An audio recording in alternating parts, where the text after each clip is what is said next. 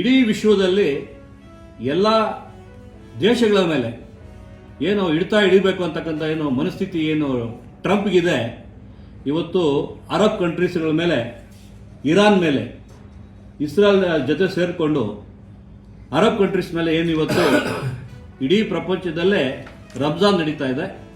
ಎಲ್ಲರೂ ಪ್ರಾರ್ಥನೆ ಮಾಡ್ತಕ್ಕಂಥ ದಿನಗಳು. ಇಂಥ ದಿನಗಳಲ್ಲಿ ಯುದ್ಧಗಳನ್ನು ಮಾಡಿ ಸಾಕಷ್ಟು ಅಮಾಯಕರನ್ನ, ಸ್ಕೂಲುಗಳ ಮೇಲೆ, ಅಮಾಯಕರ ಮೇಲೆ ಬಾಂಬ್ಗಳು ಹಾಕಿ ಹತ್ಯೆ ಮಾಡಿರ್ತಕ್ಕಂಥದ್ದು. ಇರಾನ್ ದೇಶದ ಏನು ರಾಜರನ್ನು ಕೂಡ ಇವತ್ತು ಹತ್ಯೆ ಮಾಡಿದ್ದೀನಿ ಅಂತ ಹೇಳ್ತಾ ಇದ್ದಾರೆ. ಈ ಟ್ರಂಪ್ ಮನಸ್ಥಿತಿಯಿಂದ ಇಡೀ ಜಗತ್ತೇ ಇವತ್ತು ಅಲ್ಲೋಲ ಕಲ್ಲೋಲ ಆಗ್ತಾ ಇದೆ.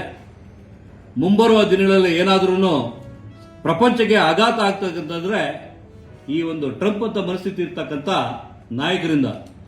ಮೋದಿಜಿಯವರು ಗಟ್ಟಿ ಮನಸ್ಸಿಂದ ಅವ್ರನ್ನ ಎದುರಿಸ್ತಕ್ಕಂಥ ಕೆಲಸ ಮಾಡ್ತಾ ಇದ್ದಾರೆ.